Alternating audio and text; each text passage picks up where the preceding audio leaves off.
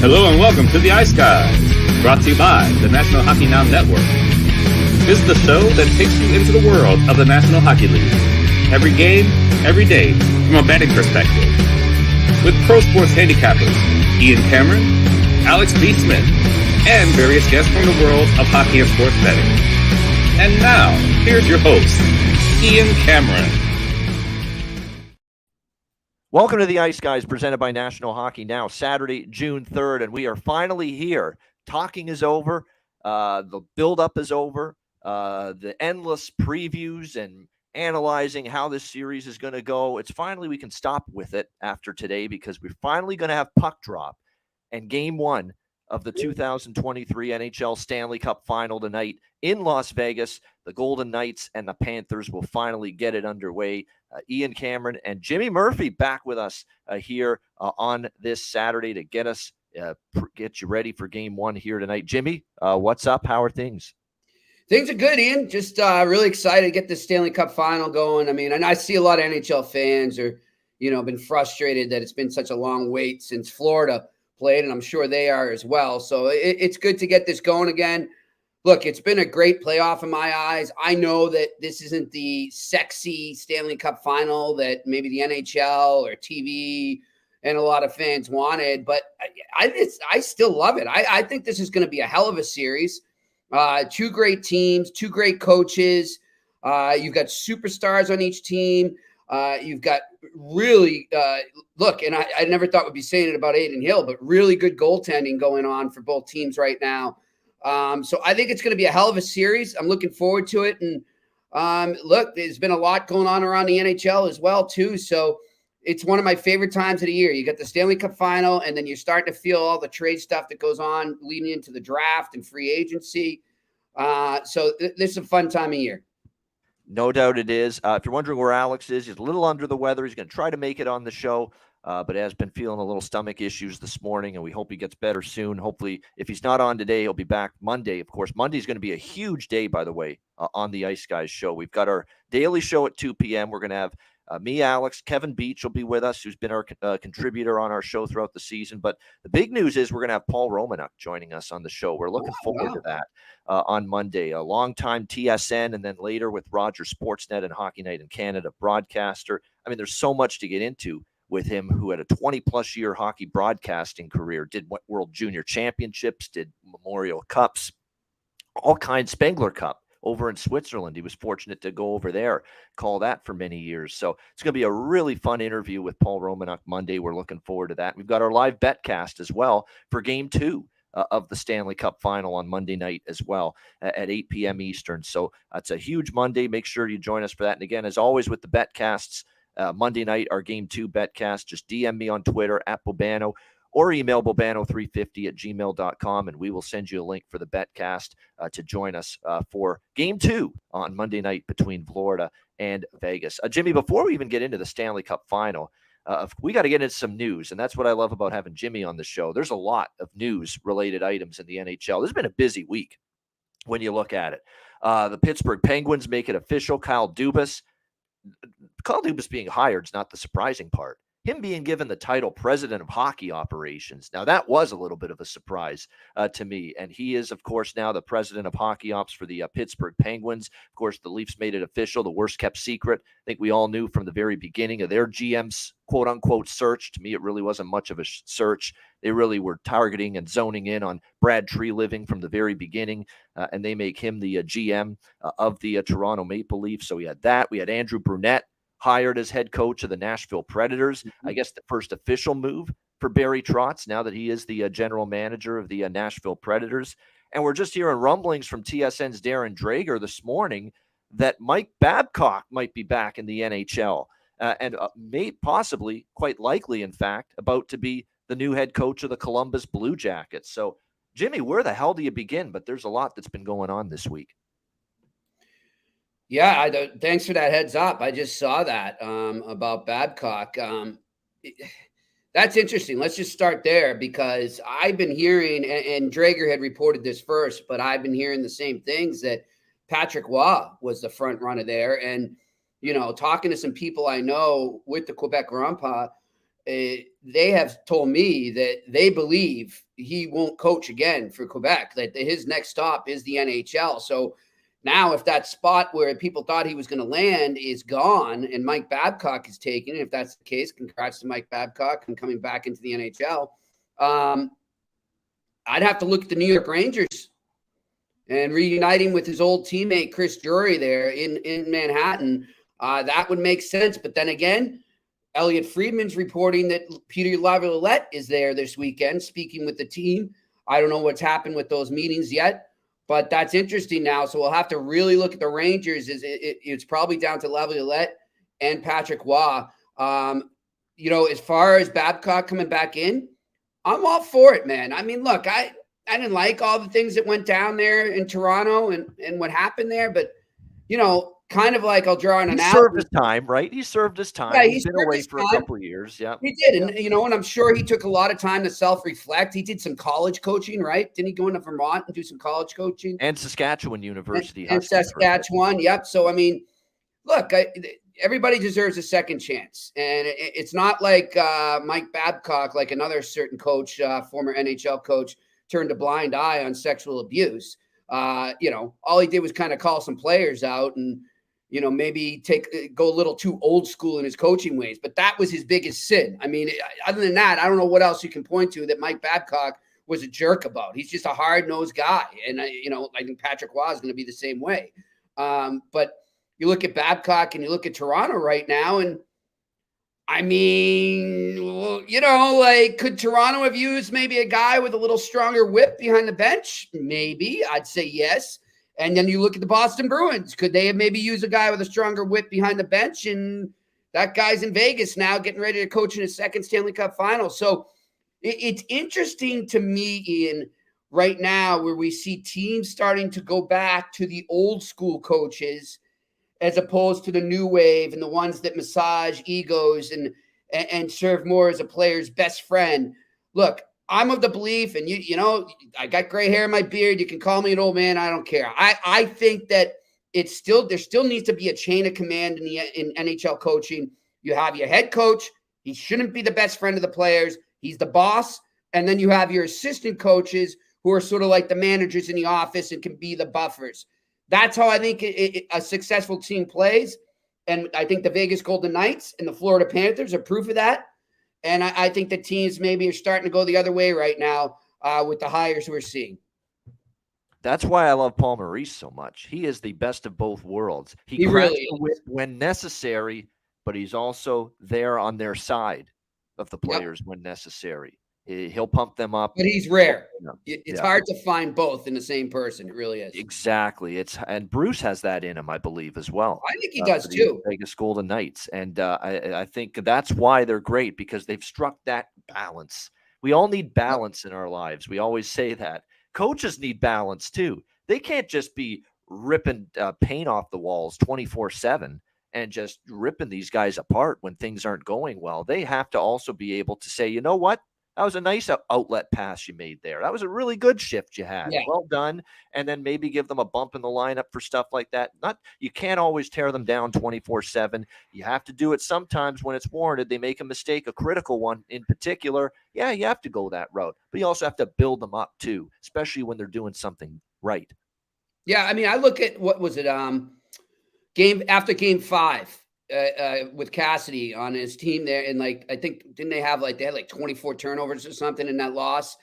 And he came right out and said it. I mean, he said, you cannot win a Stanley Cup making 24 turnovers. You just can't. And that has to stop. It's disgusting. We shouldn't be talking about this at this point of the season. This should have been something that was taken care of. And he said, part of that's on me, but that's on the players too. And right when I watched that, I was thinking back to that Florida Bruins series and all the turnovers the Bruins were starting to make in Game 5 when Florida started their comeback. And it was like, why couldn't Jim Montgomery come out and say that? Why was he so afraid to say that about the players? And it's because I think there's become a stigma where, coaches aren't allowed to criticize the players. They are, but they're also, as long as they do what you just said, and they also call them out. Well, not call them out, I guess. They would praise them for their good things and their good deeds. I don't see anything wrong with that. I mean, if you're always going out there and you're saying, you guys suck, my players suck, blah, blah, blah, nonstop, and it's all negativity, well, then, yeah, that's not the way you want to be. But I'm sorry, like some players, and I'm looking at you, some of the Boston Bruins, you need to grow some skin. Like, I mean, come on. Like, you guys are grown men. Take the criticism, apply it to your game, and improve. And I'm sorry, and players are gonna I know you get some players that watch this show and they're gonna look at me and say, "Well, you're not the one in the ice." I'm not, but I can just tell you that when I played sports or even in my job now, if my boss criticizes me, I don't go crying and try to get him fired. I suck it up and I move on, and that's that. And I think there needs to be a little thicker skin across the board in the NHL.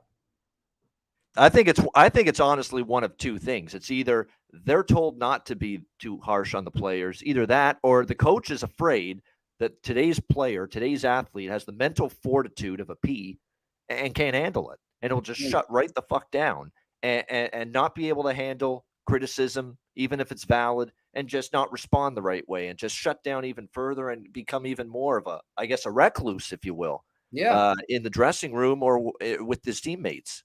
That it's got to be one or the other. And, it's either the front office doesn't want them to be that way, or they just are worried that these players today, they just don't have that mental toughness anymore to handle a good old fashioned tongue lashing or, getting your ass kicked verbally because you're not doing things the right way. Yep. I'm with you, man. And look, I know it was back in the day where, we're going back to 1980, man, but what if the USA didn't listen to Herb Brooks? I mean, that guy was the biggest ball buster going, but he's still looked upon as one of the greatest coaches, motivational coaches of all sports. It's one of the greatest coaching moments in sports was what he did with that Olympic team. And we've seen it since with other teams. So I think you're right. You said it the best there. And by the way, nice word there, recluse. I like that, buddy. Yeah. Pulling some big vocabulary out there. I try. Yeah. I'm the Doc Emmerich of the ice guys. So I'm interested to see how both if he does indeed get an NHL job, and now Babcock, if he indeed is the coach of Columbus, I'm interested to see how they combine the best of both worlds there in their new gigs. But look, I look around now. I mean, what is there? There's only one coaching spot left, right? Is it Calgary? I'm pretty sure. I was just going to say, if Patrick Waugh doesn't land in New York. Oh, Anaheim and Calgary. Yeah, yep. Anaheim and I forgot about Anaheim because they let Dallas Eakins go. I'm surprised I forgot that. I can give you a nice little tip here, guys. I think, you know what, Patrick Waugh, that's the place I think would be a good fit for him, Anaheim? Anaheim. He just came from coaching junior players, Quebec Remparts. A lot of young guy for veterans right now. No, I don't think so. But I think with Anaheim, with Zegras and Terry, that young Tavish, and now Fantilli, most likely, who's going to be drafted number 2 by the Anaheim Ducks. If I'm Anaheim, I'm definitely on pursuit for Patrick Waugh, who look to Dallas Eakins. Dallas Eakins is not one of those guys too that pushes a lot of buttons. Patrick will from time to time, and sometimes even the young kids need that. Yeah, that's a great point there. So I would consider him there a candidate, but a guy to keep in mind there for Anaheim, who I know has interviewed twice now, is Colorado Eagles coach Greg Cronin. He was a finalist for the Boston Bruins job last year before Montgomery got it. He is a finalist right now in Anaheim, so I can confirm that. But I like that Waugh call. That's a great call there. And you look at it would be funny though. You look at who the GM is there. We're going back to the old Adams Division rivalry days. Pat Verbeek and the Hartford Whalers and Patrick Waugh and the Montreal Canadiens. So that would be a hell of a combo there. And also, I think Verbeek spent a couple years playing against Waugh when he's with the Red Wings as well, right? So some old rivalries going on there. But that's a great call by you, Ian. Something to keep an eye on going forward. And as for Calgary, I think a guy that I keep hearing, and Jeff Marek was the first to report it, but a guy that I keep hearing, I think could be a good fit. He knows the area well. He played there, is Mark Savard from the Windsor Spitfires. I don't think Gallant's happening. Apparently, Gallant just fell through with Calgary. That's what I heard. No, I don't think it is. I think Gallant might take a break. Yeah, I do. I think he might, look, Maurice did it, right? Some of these guys just hit a mental block, and you got to take a break. And look, I'm not trying to defend everything Gallant's done, but I do feel like he's a better coach than he's been given credit for. But at the same time, he's also that coach who goes stale after 2 to 3 years. And that's just the way it's been. And so maybe he's got to take a step back and figure out how to have more longevity in his next gig. And another guy like that is a guy that I think is now would have to be considered the front runner. We mentioned it earlier with the Rangers is Laviolette, but he's perfect for a veteran team like that. A team that's this close to getting over the hump. Laviolette's your guy. Yeah, and I think Laviolette. We've heard that it's close with him and the Rangers for days, if not a week or two now. It just hasn't been finalized yet because I think they're trying to just go through every candidate and really trying to just think it through as much as possible. Yeah, Travis Green is in the rumor mill. Rich, that's a good call. I mean, he's being looked at. There's a lot of people that said maybe Vancouver parted with him a little too quickly. Let's not forget they got to the playoffs one year with Travis Green as their head coach. So you're right, Patrick Waugh, if he doesn't go to New York, all of a sudden, if he leaves junior thinking he's got an NHL gig, he's running out of racetrack here and running out of destinations. Really, it's Calgary and Anaheim. Well, somebody in the chat room suggesting Ottawa too. I think we are going to see that coaching position open up soon, guys. I also think. I was going to say they have not made a move on DJ Smith yet. No, they have not. But I think that they're waiting to see what happens with the ownership, and then is the ownership going to make a move with Pierre Dorion? Yeah, I mean, I'm telling you guys, Kyle Dubas was in their sights. There was some real chatter going on between, I forget the name of the ownership group there that's interested in Ottawa and maybe a front runner. I can't think of the name. Somebody was telling me about it. But I remember when Kyle Dubas, that's like within minutes of Kyle Dubas getting fired by the Leafs, I got a text from one of my most trusted sources, and he said, keep an eye on Ottawa and Dubas. He is where they want to go in terms of analytics and all that. So the only reason I would say, so Kyle Dubas is gone, right? But if they come in, probably because this ownership thing is dragging on too long. And if they come in, they're going to get a GM that's all about analytics. I think that's the direction they're going to go in. So I don't see Waugh being that fit for analytics in Ottawa. It'd be great. He's in that region, and man, how much would that spice up the Senators-Canadians rivalry? But I just don't see it there. I think Ian's on to something there. I'm going to keep an eye on Anaheim and Waugh. Look, I have not heard a thing about Patrick Waugh linked to Anaheim. This is just intuition and what I think might be a good fit for him and the team, quite honestly. And just like what you said, I don't think he's in that mold right now where he's ready to take on a team littered with veterans and 30-year-olds. I think he's probably better off with a young group that he can mold. Look, he's done a great job, and obviously he can coach young kids, clearly. We've seen that in Quebec this year, getting them to the Memorial Cup, but they're going to be in the final tomorrow against the Seattle Thunderbirds. And that's a hell of a hockey game, by the way. I hope everyone tunes into that. Those two teams probably, for my money, were the two best teams in the CHL this year.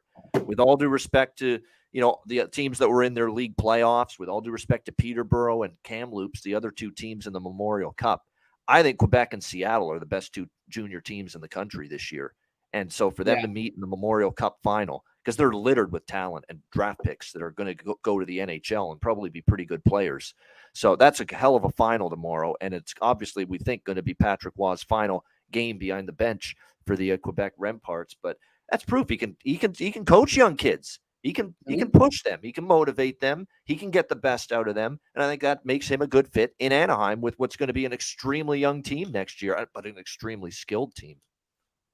Yeah. I think it's going to be interesting to see what happens with that. And, with that Memorial Cup, Ian, I hope we're able to watch that in the States. Is NHL Network carrying it?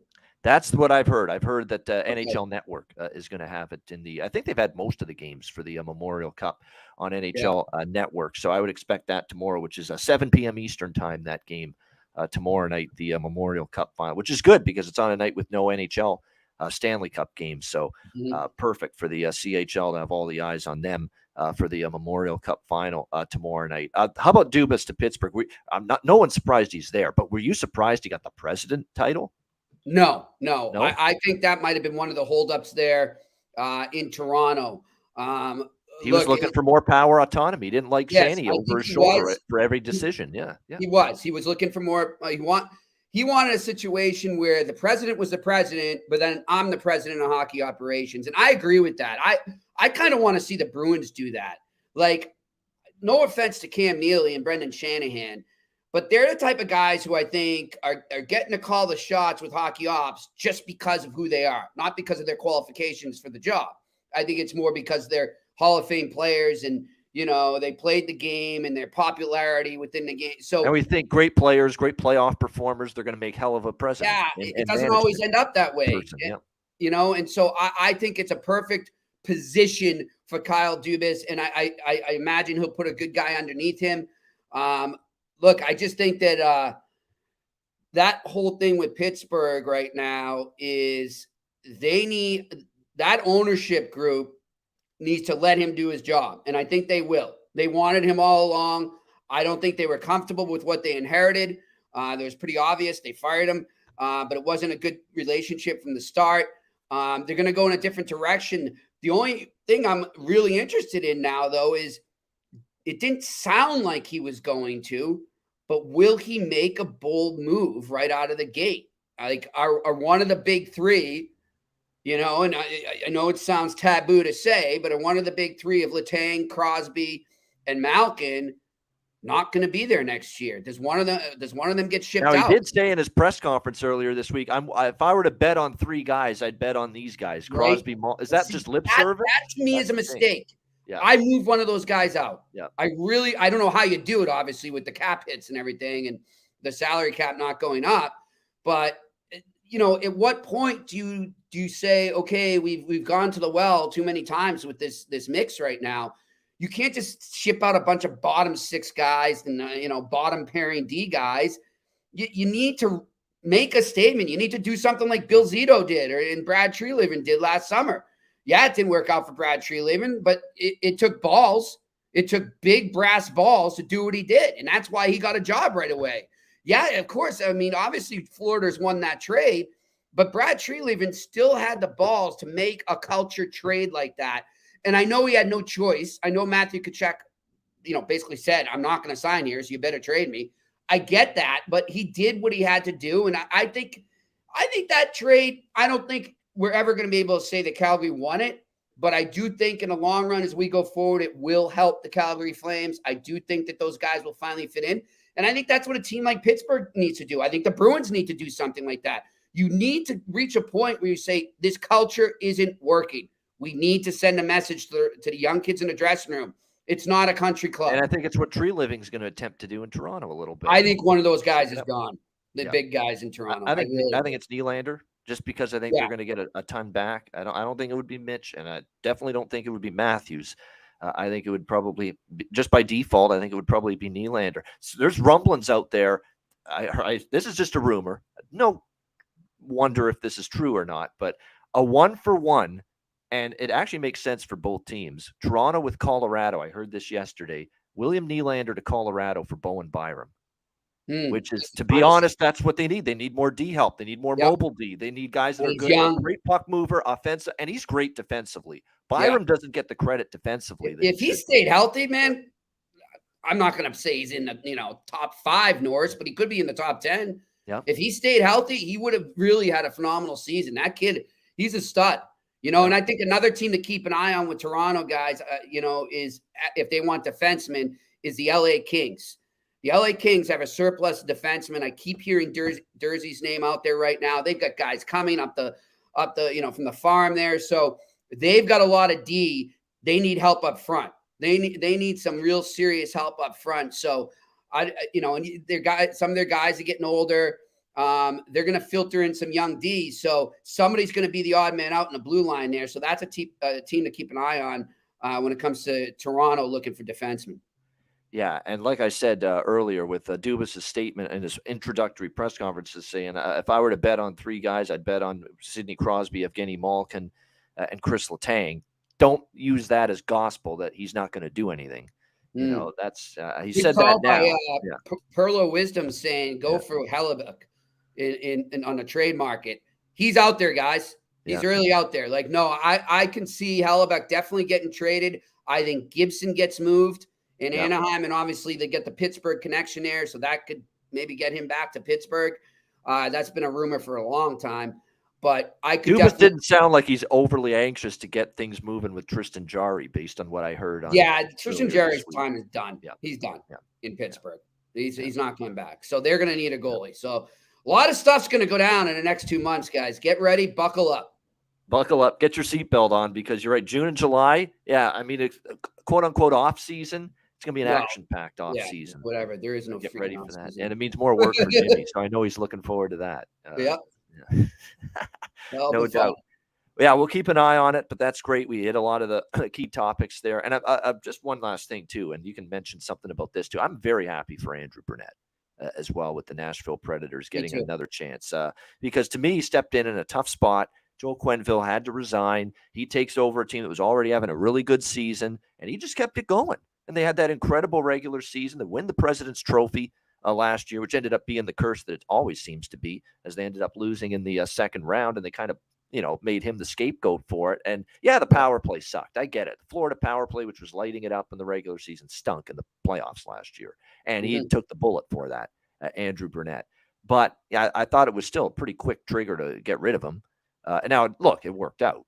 Paul Maurice and the rest is history now. They're in the Stanley Cup final. But I'm happy for Burnett, because Burnett did a good enough job last year, more than a good enough job, to get another crack as an NHL head coach. And now he's got it in Music City. Yeah, I'm happy for him too. I think that's a good combo there. I didn't even know the little trivia there. I don't know if you saw, Andrew Burnett scored the first ever goal from the Nashville Predators franchise. I had no idea. No, I did not either. Wow. Yeah, good. It's good stuff. He's circled back and he's come home, so to speak. So I like that hire. I'm with you. I don't think it was a huge reflection on him what happened in Florida. I think he did do a great job there, but they just had a hunch, and their hunch was right, that Paul Maurice was the right fit. So that sometimes happens. I don't think it. We see other coaches get fired for poor performance. You can't say that Andrew Burnett had a poor performance as coach. I mean, he was a Jack Adams Award candidate, for crying out loud. So good for him. Nashville Predators, I think, are another interesting team to watch as we head into the draft and free agency. So yeah, I like that hire as well. And a simple case of, with John Hines being let go, it's Barry's team now. Barry wants his own guy, and that's as simple as that. That's all that is. Yep. I wonder if Hines ends up back in New Jersey as an assistant.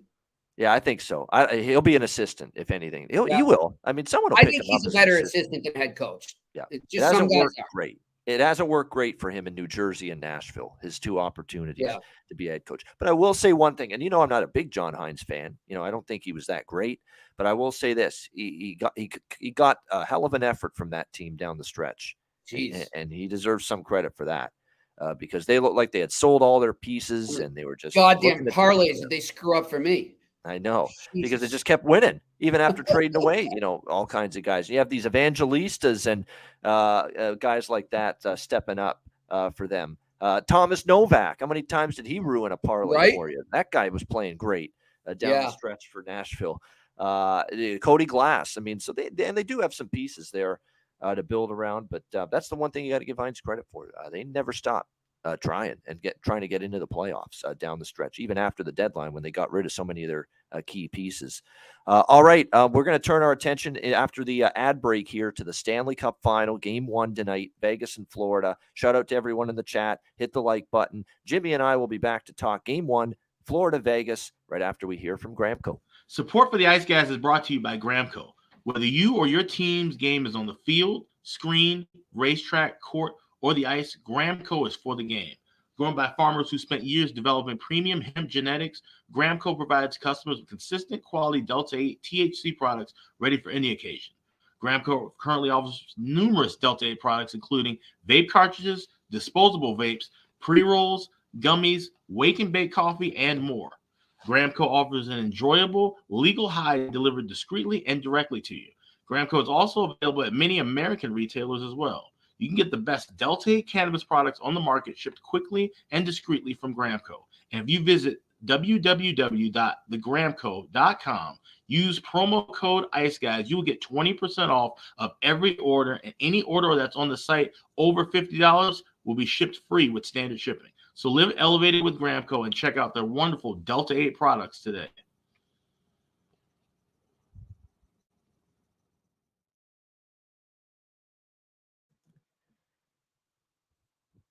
All right, it is time to get into it with Game 1 of the NHL Stanley Cup Final. And very happy to see it on TNT this year.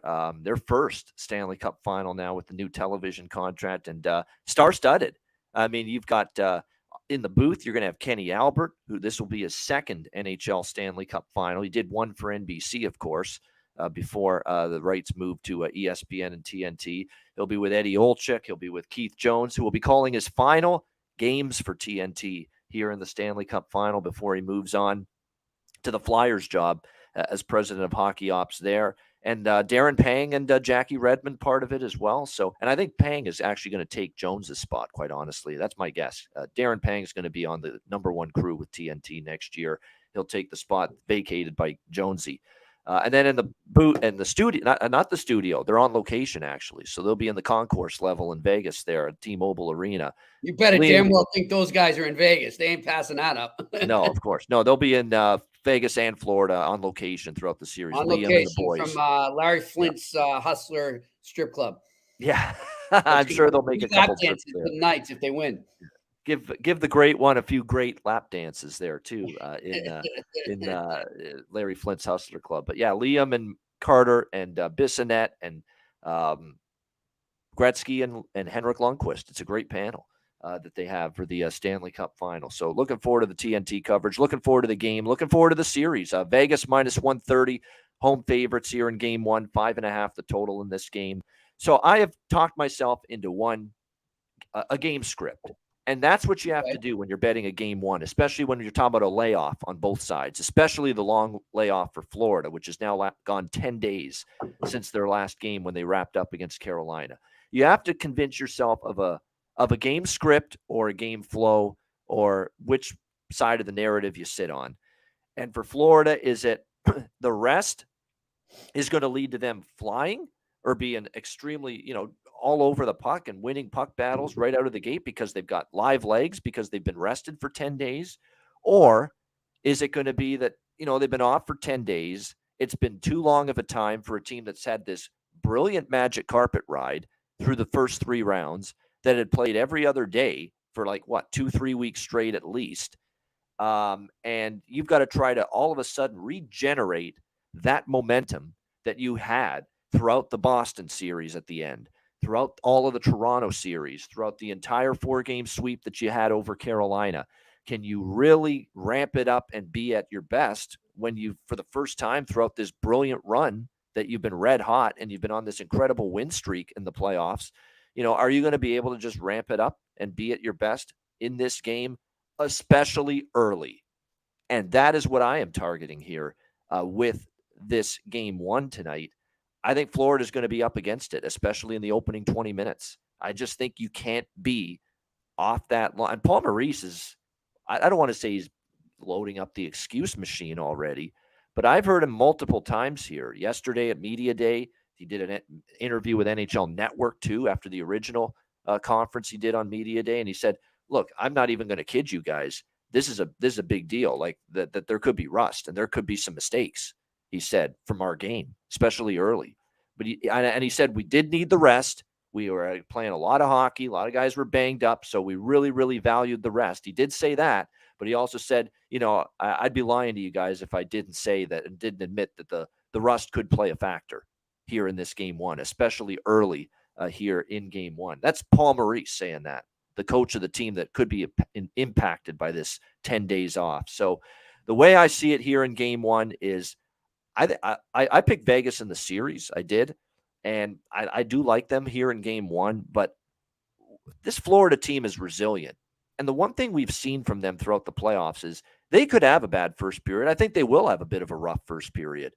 But what they will do is they'll get stronger as the game goes on because that's always what they've done. That's been the hallmark of their Stanley Cup playoff run, is that the second period's better than the first period for them. The third period's even better than the second period for them. That's been the kind of play that we have seen from the Florida Panthers here in these playoffs. So I look at this as a spot where I think in the first 20 minutes they are vulnerable, just because when you are playing at that level and you're playing every other day and you're feeling it and you're confident, you're winning every single night, it seems, because they're on this, as far as a win streak goes, going back to the Toronto series, an incredible win streak that they had. They're basically 8-1, 9-1 run type deal here entering game one of the Stanley Cup final.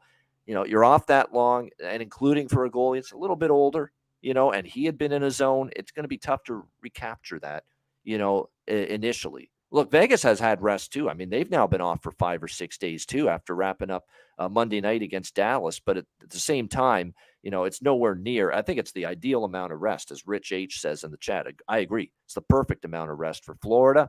I do think there's an element that it's just a bit too much. So I have got 3 pregame bets here, side and total, here for game one. I'm on Vegas first period puck line. And I've been on a lot of these first period puck lines. If I like a team in these Stanley Cup playoffs, especially when they're, favored or they're laying a price, I've been more keen on the first period puck line, because with that I can get plus 180. Like Vegas first period puck line is plus 180 at DraftKings here tonight. So I like that. I think Vegas jumps on Florida early. Florida's going to be, to me, at their most vulnerable, their weakest in the first 20 minutes of this game, the first period, hitting that ice in a Stanley Cup playoff game, and having to ramp it up after 10 days of cooling their heels, essentially. Now, look, they've been practicing. They've been still, going on the ice and getting their reps in, but, you can't simulate Stanley Cup playoff intensity in hockey in a practice environment. You just can't. So I think in the first 20 minutes, you're going to see that out of Florida. Maybe a little step behind, maybe a few more mistakes with the puck, and just passes not sharp, passes not clicking, and you're not executing the simple plays nearly as well early in the game because of how long it's been since you were last on the ice in a game situation. So I like Vegas early, -0.5, plus 180 first period puck line. I also like the first period over, 1.5, -108 at FanDuel. I think early in the game, you're going to see, some goals in this one. I think probably more for Vegas. At David Shelton's right on the money here. 2-1 Vegas is kind of the first period score I have in mind, or 2-0 Vegas even, it could be. But I wouldn't count out Florida getting on the board either. But yeah, I like Vegas first period puck line. I like Vegas, Florida first period over. And I also like the full game over 5.5. I think there's an element of me that thinks that there might be more goals early, not so much late. But again, 5.5 in this first game. I think this series really does tighten up as it goes. Like, you're going to start to see some low scoring, tight defensive hockey, game 2, game 3, game 4, and especially if we get into games 5, 6, and 7. I think that's really when you're going to see this series tighten up, and you're going to see some 2-1 games. You're going to see some 3-1, 3-2 games. But I don't think that's going to be tonight, because of just the elements in play, especially on the Florida side with how long they've been off. It just leads to sloppy play, I think, and maybe some more miscues than we've seen from them in the first 3 rounds. So 3 bets here before the puck even drops. Vegas first period puck line plus 180. Florida Vegas over 1.5, -110 first period, and also the full game over 5.5. You can get that at -115 right now. Best price out there with that. Jimmy, what are you thinking here? Game 1, Florida Vegas. Yeah, great minds think alike. I'm with you. I feel like it's going to be a roaring start for the Golden Knights. I think they're going to fly right out of the gate and take it to what is unavoidable. It's going to be a rusty Florida Panthers team. There's just no doubt about it. And the other thing I think that Vegas has going for them in that respect is, you go back to 2019 when the Boston Bruins were off for, I believe it was 12 days leading into the Stanley Cup final after they swept the Carolina Hurricanes in the conference final. Bruce Cassidy was the coach then. He referenced that in one of his press conferences this week. He learned a lot from that. He knows what that team is going to. He knows how to take advantage of what the rust is that the Florida Panthers will have. So I think they come out and they take advantage of that in the first period. I'm with you. Give me the puck line. I like that over in the first period as well for both teams. And I'm going to go. I think Florida comes back. They tie the game. They force an overtime, but they lose in overtime. So I'm going to take a draw, and then I'm going to take the money line Vegas. So 4 bets there. Vegas first period puck line, over first period, the draw, and the Vegas Golden Knights on the money line. And the draw, I can't talk anyone out of the draw at any point in this series. These are overtime. These are 2 teams very familiar with playing overtimes. They love playing here in the Stanley. Yeah, exactly. We saw each of the first 4 conference finals games go to overtime in the last round. Game 1 and game 2 of both conference finals in the last round went to overtime. And then, of course, we got more of that too in the Florida-Carolina series especially. But yeah, the draw is worth a look. I don't know if I mentioned the overtime prop on the show, but yeah, over 1.5 overtime games in the series is available at a plus price. That's not a bad option because I do think we're going to see a potential for at least 2 games that go beyond regulation here in the series. And just to recap too, as far as the props go for the series, I'm all about Jonathan Marchessault for multiple, and even Riley Smith, because he's in the same boat as Marchessault. These are guys that got passed up by Florida. They got left unprotected in the expansion draft years ago by the Panthers, and now they get to try to beat them to win a Stanley Cup. You don't think that's going to really inspire Smith and Marchessault? And the great thing about Marchessault props in this series and game by game is he's in amazing form right now. 13 points in the last 8 playoff games for Jonathan Marchessault. What he's done is just remarkable. He's scoring. He's getting on the score sheet. He's setting up his teammates. He has been a terror for the opposition going back to, I believe, the last 2 games against Edmonton. In the second round is when he really started to catch fire, and he's kept it. 13 points in the last 8 playoff games for Jonathan Marchessault, which is why I think I saw at FanDuel just the other day. He was 12-1 plus 1,200 to be the top point scorer in the series. Jonathan Marchessault. I had to bet it. I had to jump on that. I could not say no to that. 12-1 odds on a guy with 13 points in his last 8 playoff games and playing against a team that let him go, or at least let him get picked off by Vegas in the expansion draft, gave up on him and said, Jonathan Marchessault's the guy we'll leave unprotected.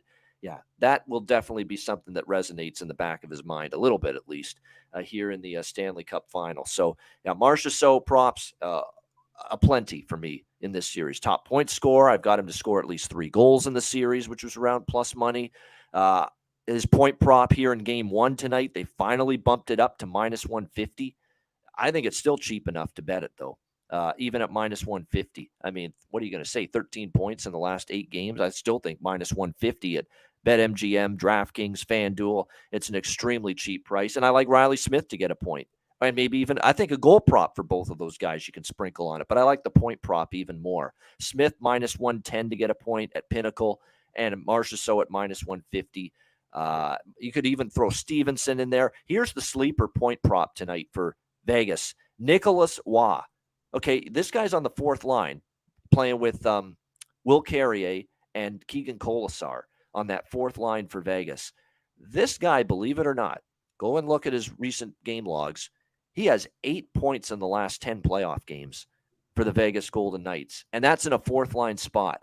And he once again, and I was starting to capitalize on this late in the Dallas series in the Western Conference Finals. You're getting plus price at a point from Nicholas Waugh here in this game 1 tonight, just like you did in the last round against Dallas. Every time you wanted to bet a point prop on Nick Waugh, you were getting a plus price. Same thing tonight, plus 120. For him to get a point in this game tonight. 8 in the last 10 for Nicholas Waugh. So a great bet, in my opinion, as far as that goes. For Florida, there's also some players that are in good form. Like, these are the guys that I'm looking at, the players I'm looking at backing here, the players that are in some good form right now.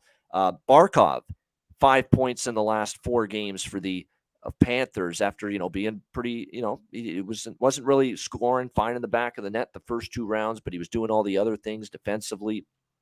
All that stuff. Yeah, Waugh, 7 assists the last 10 games. Rich H is saying plus 200 for him to get an assist if you want to sweeten the price even more and go on the assist prop for Nicholas Waugh. Yeah, plus 200. I wouldn't talk you out of that. No doubt about that. Barkov's been in a good form for Florida. There's someone else, too, I'm trying to see here who it's been. Ivan Barbashev for Vegas. Here's another one. Ivan Barbashev, who's playing with Eichel and Marchessault right now on Vegas's top line. Barbashev has 8 points in the last 7 playoff games for the Vegas Golden Knights. 8 points in the last 7 playoff games. You know what his point prop tonight is? Plus 105. Wow. Plus 105. 8 points in the last 7 games for Ivan Barbashev. Now, a lot of his points are assist props. Because he's setting up his teammates. Not as many goal prop, but he scored a few times. But the bottom line is he's plus 105 to get a point. Like, to me, on the Vegas side in particular, especially with them being a game I think they've got a great chance to win. and potentially jump on Florida here tonight. There's some great value with some of these guys. Watt plus 120 to get a point. Barbashev plus 105 to get a point. Even now at minus 150, I still think that's a hell of a great price for Marchessault with what he's doing right now to get a point. There's some really good value-laden point props in the player prop market, especially tonight for the Golden Knights. Yeah, look, I those are all great calls there. And you look at, so I think the Barkov one is interesting, Ian, and good catch by you that he's quietly come alive. I mean, it wasn't like he was playing bad for most of the playoffs. He was doing what, a Selke Trophy candidate does. He was playing great defensive hockey. He was chipping in here and there offensively. But now all of a sudden he's become more about offense, and it's great timing, obviously, for the Panthers, because I think they had a lot of unsung heroes that were stepping up, but some of those guys have faded off a bit. And so I think Barkov now is putting a team on his shoulders the best he can. And obviously Kachuk's doing the same thing, but that's a huge impact when they can have Barkov going like they do right now. That's big. And look, I look at this right now, Ian, I was just realizing as you were talking, they haven't lost a game once since the first round, huh? Like, that's unreal. And they're 5-0 in overtime. Like, I don't know. Maybe I want to retract that bet I just made on them not coming through in overtime if it goes to OT. But it's unreal with this team, what they're doing right now. I look at some of the props too. Like a guy, I think Eichel's a guy you have to look at right now. I think he's a Conn Smythe favorite there. And I think another guy to keep in mind for the Panthers is Sam Reinhart. He seems to come up with some big goals. Sometimes if the team's flat, he'll get them going. So that's a guy I would look at for a point prop as well. I think Sam Bennett, too, is going to have an offensive series for Florida because he's going to play the style that works. Like, if you're going to play against Vegas, you better plan on being physical because that's what they are. Vegas is a big team, physical team. And Florida's out. They've had the physical advantage over some of their recent playoff opponents, particularly Toronto and Carolina. But that won't happen against Vegas. Vegas is actually, the average height, the average weight for the team, Vegas has the advantage in both categories over Florida in this series in terms of average height and average weight. So this is now, that's why to me, this is going to be a different type of opponent for Florida. For as amazing as they've been, and hell, they're playing good enough they could conquer it too. Because they've just been that good. But this is definitely a more physical, bigger hockey team than what they've seen in the last couple rounds, Florida, when they're going up against the Vegas Golden Knights. So that's going to be interesting to see how they react to it. So I think you need big on big. You need someone that's going to play big. You need someone that's going to throw their weight around. It's going to go to take a beating to score a goal. And you know who that is for Florida? That's Sam Bennett. That is absolutely Sam Bennett. So point props for him, minus 130. Goal prop plus 215. That would be a call I'd be interested in. I mean, you can never sleep on Verhaeghe either. I mean, this is a guy that's got incredible offensive instincts. Was pretty quiet, actually, in the Carolina series. Did a lot of damage in the Toronto series, obviously. I think he just likes playing the team where he's from. He's a Toronto kid. But Verhaeghe, it wouldn't surprise me if he chips in. But, the plus 170 to get a goal. I just think there's better value on Bennett because I think he's going to play that style that's going to get him in a position to score goals in this series against a team. You got to play that way against Vegas. You got to be big physically. He is. Yeah, he is, man. And look, he's a guy I think that has become that aggravating pain in the ass guy to play against in the playoffs. A little bit of Claude Lemieux in him. Every team wants that right now, right? And you need that in the playoffs. You need a prick on your team. And he has become the ultimate prick for the Florida Panthers. Yeah, exactly. And if he has someone lined up in the crosshairs, they're going to get a thumping when Sam Bennett's around. There is no question. He will definitely not pass up an opportunity to lay out some physical punishment, on the opposing player. Keep your head up. Yeah. Keep your head up when he's on the ice. You'd better. There is no doubt you'd better do that for sure. If you're going to go shots on goal, like shots on goal, I'm more keen on doing these parlays, same game parlays, and just doing a bunch of players in a shots on goal parlay, try to get a big, ticket hit. I'd go Barkov. I'd go, Montour, Bennett, for guys like that for Florida, as far as shots on goal are concerned. And then for Vegas, you got to put Marchessault in there. Carlson's been shooting the puck. Eichel's shooting the puck a lot. And don't be scared to put in a couple of these defensemen for Vegas, who I've noticed have been really shooting the puck more, especially late in the Dallas series, Pietrangelo and Theodore.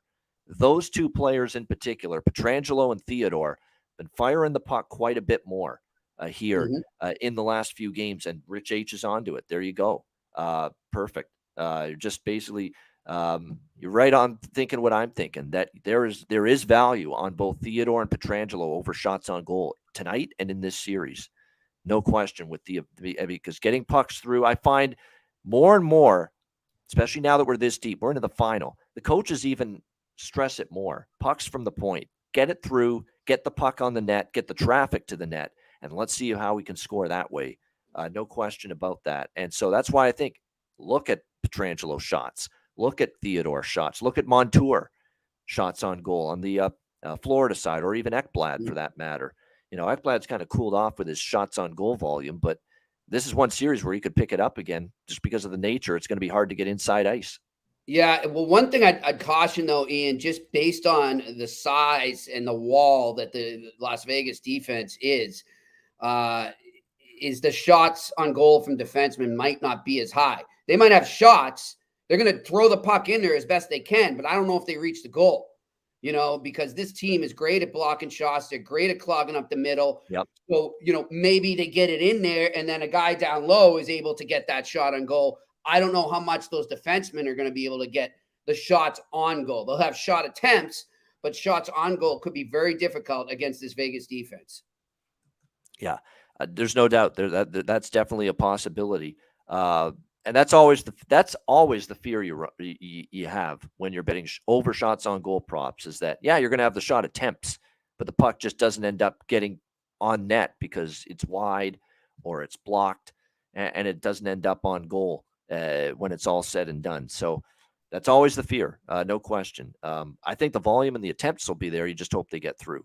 There's no question. On the Vegas side, I'm probably more keen on the Vegas defenseman props, just because we've seen evidence of both Theodore and Pietrangelo getting these shots through, getting them on net, and they certainly did a good job with that at the end of that Western Conference Final series for sure against the Dallas Stars. But I'm fascinated by this matchup. If you look overall at the series, we haven't gotten your overall series thoughts, Jimmy. What do you think overall for the series? As far as I see it, I think Vegas, look, I like Florida's four lines, but I still like Vegas's four lines just slightly more in terms of depth. I think Florida's got a few more game breakers, in the top six with Tkachuk and Barkov, and obviously Verhaeghe when he's on his game. But I think the four-line depth for Vegas is scary. I mean, what's the line that got them going in the clinching game against Dallas? It was Carrier, it was Waugh, it was Kolasar. It was the fourth line that got them going. That's how deep they are up front. They're certainly, I think, a little deeper on the blue line. Although, as I've said all playoffs, Mahura and Gudas and an older Mark Stahl have played way above their heads, way better than I'd ever thought they would, to the point where that trio in particular, I said, with that trio, Stahl, Mahura, and Gudas, the weaker links on that Florida blue line, I said, they can't match up to Carolina's blue line. They can't match up to Toronto's blue line. They can't match up to Boston's blue line. Sure enough, they did, just because they're playing their best hockey collectively in a very long time. So, but on paper, you'd have to side a little bit with Vegas's blue line because of the 1 through 6, which is so good, multiple Stanley Cup winners. But you do have to give Bob the edge in net over Adin Hill, assuming we get the Bob of the first 3 rounds. It's a great series. There's so many storylines and matchups worth watching. But at the end of the day, Jimmy, who do you? We know you like Vegas a little bit here in Game 1 as well, but who do you like in the series? I'm going to take them in the series as well, but I think this thing's going 7. I like Vegas Golden Knights to hoist the Stanley Cup after Game 7. In T-Mobile Arena in a couple weeks. And for the Conn Smythe, look, it's going to be, if Florida wins it, it's guaranteed to be Sergei Bobrovsky. However, even if Vegas wins it and he continues to play the way he has, I think there is a solid chance that for the first time since J.S. Jaguar in 2003, we see a losing player get the Conn Smythe Trophy. I really do, because I think I know a lot of people look at Jack Eichel right now for the Vegas Golden Knights. I'd actually, if Adin Hill has a phenomenal series, let's say the Knights win in 4 or 5 games, and Adin Hill is lights out. He could sneak in there. I mean, he might be just worth throw a little $5 on him. I think he's like plus 1,200 or something, or to win right now. You never know. Who knows? I mean, he's played that good. Like, let's not underestimate what he's done between the pipes for the Vegas Golden Knights. I know that people can say he's a byproduct of the defense in front of him. I agree to an extent, but he's a good sleeper candidate there. But look, I really got a feeling we could see that scenario where a losing player gets it. But if it's not Sergei Bobrovsky, I'm going to look at Jack Eichel to get the Conn Smythe. So Vegas Golden Knights in 7, and then either Eichel or Bobrovsky for the Conn Smythe. Yeah, and I think, well, for Florida, it's a slam dunk who's going to be Conn Smythe Trophy winner. If they win the cup, it's going to be Bobrovsky or Tkachuk. I mean, it's definitely going to be one of those two guys. Tkachuk, though, has to go down after this playoff. If he had, when you look back and we start to go over Stanley Cup playoffs in the past, and you start to really identify the most clutch players ever in the playoffs, he's now entered that. I think he's above Justin Williams, to be honest. He's now entered that higher echelon of the clutch players in Stanley Cup playoff histories. What he's done is just insanity. It's just like he's just kind of like I'll draw a parallel to the basketball team that's in the NBA final in South Florida. He's their Jimmy Butler, man, and the guy's absolute clutch. No doubt. He has proven that here in the playoffs, and no doubt clutch goals, big timely goals. I mean, he has been exceptional with that. A good call, Daniel, in the chat. I mentioned Sam Bennett is probably one of the best point prop value bets for Florida tonight. Duclair is up there too, because Duclair has shown you better and better. He's gotten better as the playoffs have gone on, and he's plus 116 to get a point tonight. That's a pretty good price. And for a guy that's up there on the top line, or he was at the end of the last series as well for the Panthers. So Anthony Duclair, that's a good value there, Daniel. Of Point St. Clair, Quebec. No, exactly. Good to see him healthy again. He knows family well. Yeah, and he's been obviously battling injuries this year too, and it's good to see him healthy, and I think he's had a pretty good playoffs. I think he's gotten better too as the playoffs have gone on here for the Florida Panthers. But definitely looking forward to this series. As far as the Conn Smythe for Vegas, you mentioned Hill's got a chance maybe, even if he has a huge series. Eichel certainly is alive. I'm going to go back to the Marchessault train again, though. Plus 650. There's Eichel and Tkachuk and Bobrovsky ahead of him. But Marchessault, if he continues to pile up the points like he's done in the last 8 games where he's had 13 points, and he's playing against a team that left him unprotected in the expansion draft, fueling him even more. And if he carries over that form and has another huge offensively productive series here, he's live. And Vegas wins the cup, obviously. He's live to be the Conn Smythe too, Jonathan Marchessault. At that price, plus 650, put a couple bucks on it. Why not? I think that's not a bad option either. Great stuff. That is as thorough a game one breakdown and preview as an analysis as we can give you. Sides, totals, game one props, game one series props. We went through it all, no question. Oh, I'll mention it on the way back when we get back from commercial, but Kevin Beach did pass along to me his series props, and I'll mention those after our Manscaped commercial break. But I'll mention those. He'll be on with us on Monday on the show, and we're joined, of course, by Paul Romanuk, which I'm definitely looking forward to. Shout out to everyone in the chat. Hit the like button. We appreciate it. Reminder, check out patreon.com/Ice Guys, just $10 a month. Goalie charts, totals charts, power ratings, the Ice Guys show betting card. Tons of Patreon exclusive content is up there the last few days and weeks, including yesterday. We did another pre-recorded bit with Brandon DeFazio, pro hockey player, Leaf fan. He wanted to vent about the Kyle Dubas situation and the Brad Treliving hire, so we did on yesterday's show. He also talked a little Stanley Cup final as well.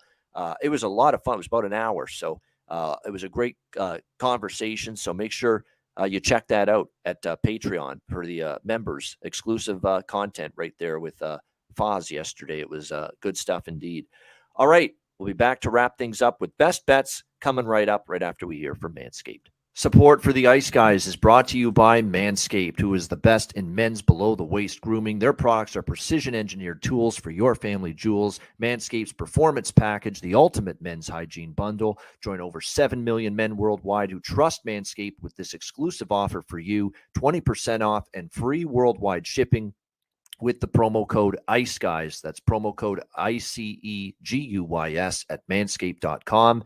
If my math is correct, it's about 14 million balls that you can preserve. The Performance Package 4.0 is the complete accessory package to take care of everything that is required. You've got, of course, the Lawnmower 4.0. Takes care of your facial hair and among other things. You've got, of course, the Weed Whacker. I'm approaching 40. Nose hair has become a major issue. It pisses the hell out of me. I need to take care of that shit, and the Weed Whacker can help you do that. Both of these products, waterproof and a 4000K LED spotlight for a more precise shave. And you'll also be able to take care of those delicate areas with the ball toner, with the ball deodorant, keep you smelling good, looking good, and feeling good down in the nether regions. This complete Performance Package 4.0 will take care of everything for you, for all you guys out there, and it's courtesy of our good friends at manscaped.com. So get 20% off and free shipping with the promo code IceGuys at manscaped.com. That's 20% off with free shipping at manscaped.com. And use promo code IceGuys. Unlock your confidence and always use the right tools for the job with Manscaped.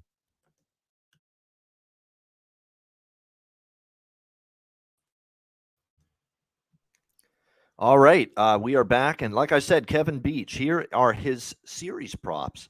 All on DraftKings is where you can find these props that Kevin bet for the series. Recording 6+ shots on goal in any game in this series. So that's all he needs is one game in this series to have at least 6 shots on goal, and this bet will cash. Brandon Montour plus 100. So Kevin Beach likes that. Brandon Montour to have at least 6 shots on goal in one game in this series. The most saves in the series, Bobrovsky or Hill. Bobrovsky minus 125. For Kevin Beach in this series. Conn Smythe, Bobrovsky plus 200 for Kevin. Shot on goal, I guess, matchup props. Who will have more shots on goal? William Karlsson, Wild Bill, minus 120 over Anthony Duclair. Most goals in the series, Alex Pietrangelo, minus 110 over Aaron Ekblad. So there you go, a little battle of defensemen there. And also liking Matthew Tkachuk, minus 130, more goals in the series over Jack Eichel, which I could see happening because Jack gets a lot of assists for his points. Not always are they goals. He's more than willing to be a passer and a guy willing to set up his teammates.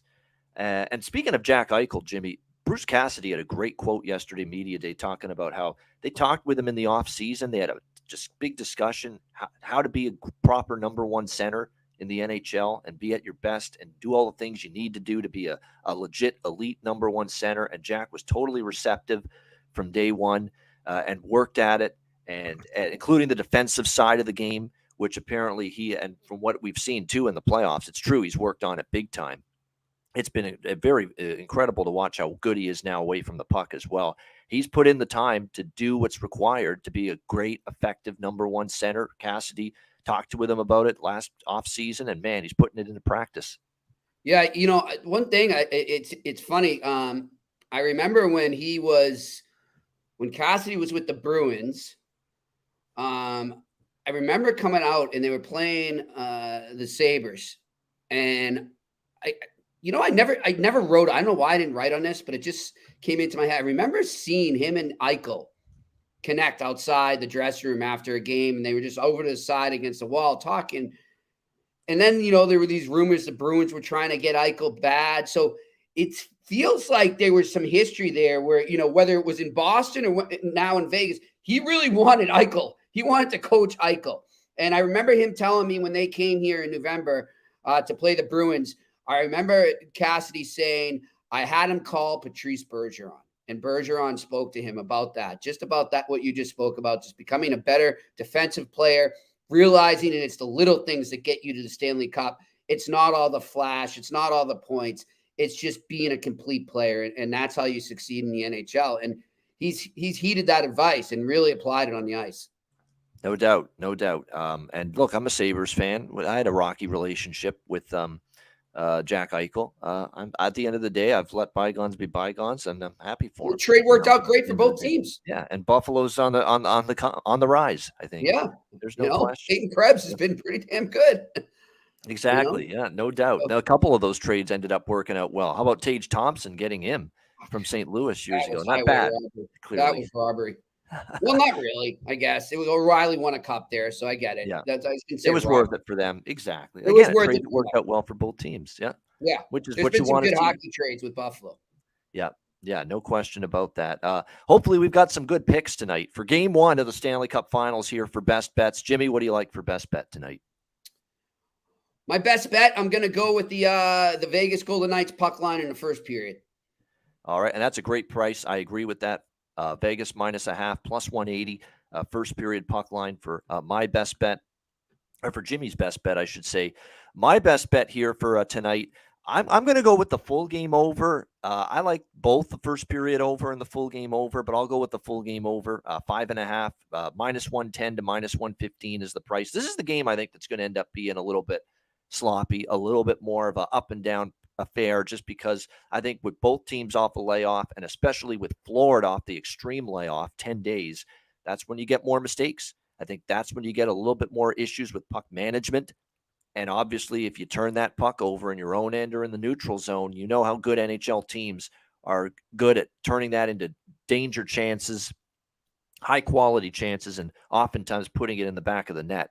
So I think you're going to see a little more of that. It'll tighten up and the defense will get better, I think, as the series goes on. And certainly it'll become more of a focus as we get later in the series, when we get down to the games where you're one win away maybe from winning the cup. But I think tonight in particular, it's set up to be a little bit more of a loose type of game here in game 1 between the Panthers and Golden Knights. So let's go with over 5.5 here, -110, -115 in that range. For game 1, best bet, Florida, Vegas in the NHL Stanley Cup Finals tonight.